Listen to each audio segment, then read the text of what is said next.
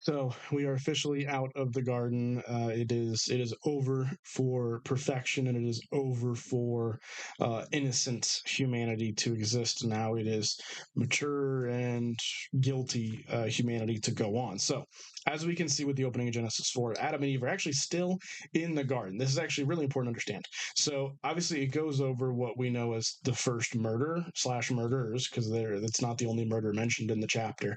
But what we see here that interests me very much so is it still lends itself to the fact that the garden is not the only thing in Eden, and Eden was actually quite a large land. So Adam and Eve still reside in Eden even after being removed from the garden. So then, of course, we get onto the first humans born of flesh. So not created by God directly, but created by God directly into a womb, not just out of the dust. So, of course, we have Cain and Abel. So, and let's go over this a little bit. So Cain in Hebrew is Cain, which this is a very interesting fact because that same word is actually used to describe another tribe later. So the Kenites. However, it is unknown. It's stuck in a bit of a historical mythology place right now. It's unknown if that actually means that the Kenites are descendants of Cain. We don't really have enough evidence or know whether or not that is. So it is just a potential. We don't know. But it's just a fun fact, fun thought. And then Abel, which in Hebrew is Hebel.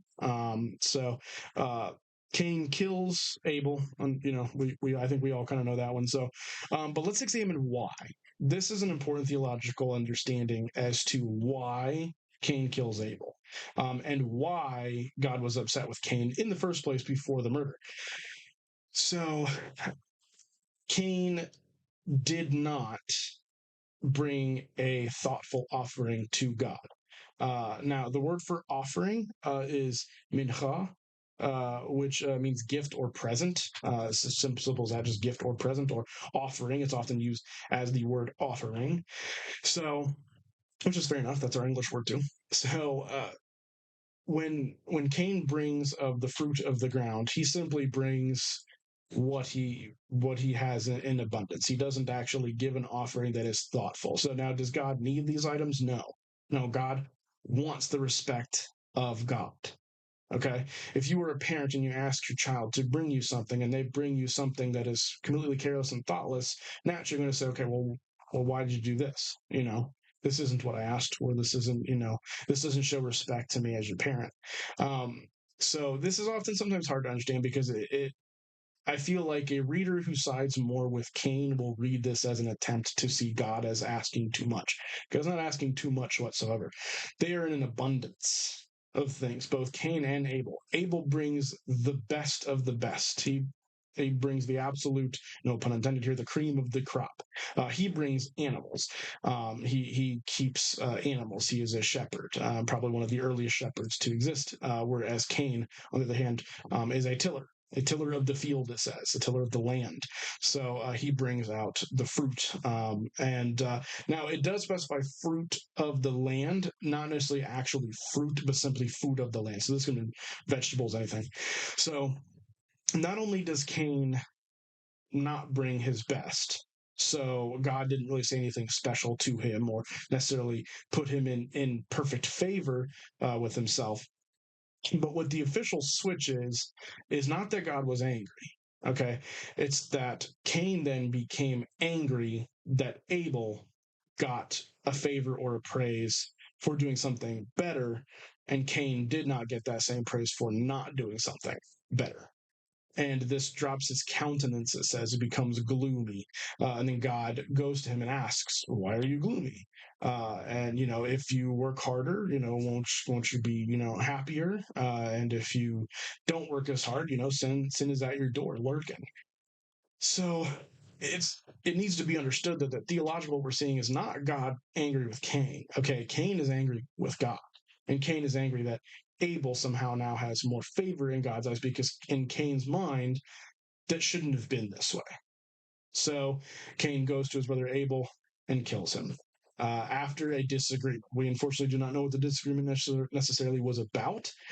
Theologically and just historically, you could obviously put it as, Why did God favor you? I brought him stuff too. Abel most likely specified, I brought him the best of my stuff. You brought him just average things. And it was your fault. You became upset. It was not God's fault.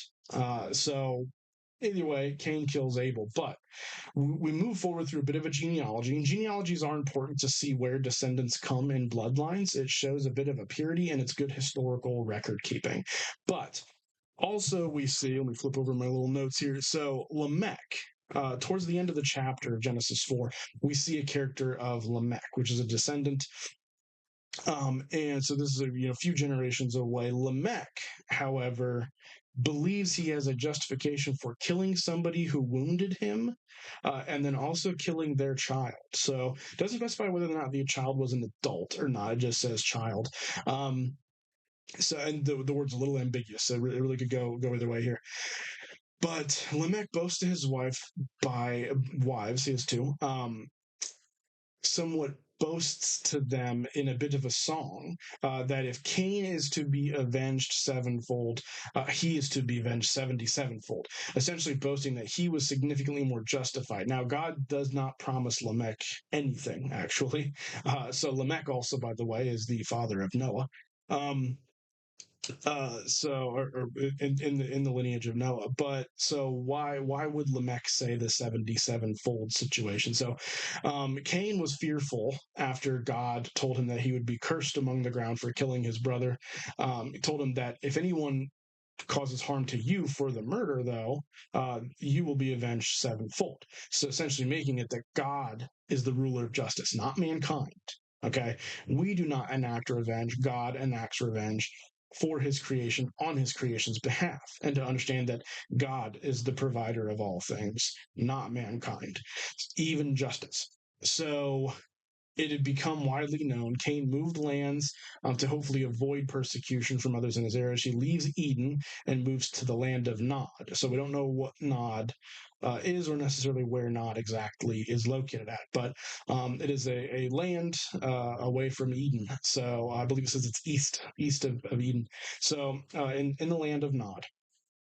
And with this, he is protected essentially from harm because nobody wants God's vengeance. So, but he has to understand there's punishment for his crime. So, but this Lamech individual decides that he is justified in his killing, and that he will be avenged 77-fold. He is boastful, he is prideful, he is outright malicious. And the whole point of this is the fact that God orchestrates justice. However, this man believed himself to be justified in his actions, so believes that God will give him justice as well. This is, of course, not the case. God doesn't actually end up making any promise with Lamech whatsoever. As a matter of fact, we don't see God talk to Lamech at all. It's just simply that. He exists. He boasts to his wife of his murders, and then that is essentially the end of the chapter. So, but the importance of the chapter comes from the fact that man took it into his own hands to right what he perceived to be a wrong, even though it wasn't a wrong. It was a mistake on his own part.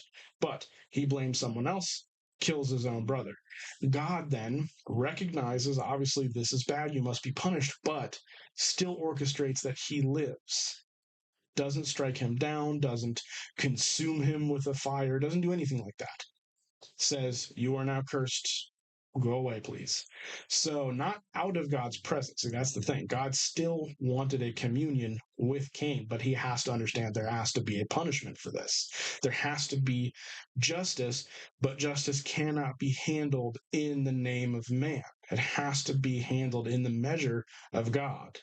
It has to be handled by the Creator because man is selfish. Man is already in a fallen state. We've already seen the effects of this take place. So it is important to always remember and understand that God is the orchestrator of justice, not us. Anytime someone wrongs us, we believe, justice is swift and we must have ultimate victory over some grand battle. When most times it's just a minor inconvenience or confrontation of sorts that doesn't need major forms of justice. But God says that justice is His. So, and that's the important the important piece of this history is to understand that God provides, not man. So, with that, I will leave you guys, and I will see you guys next in Genesis 5.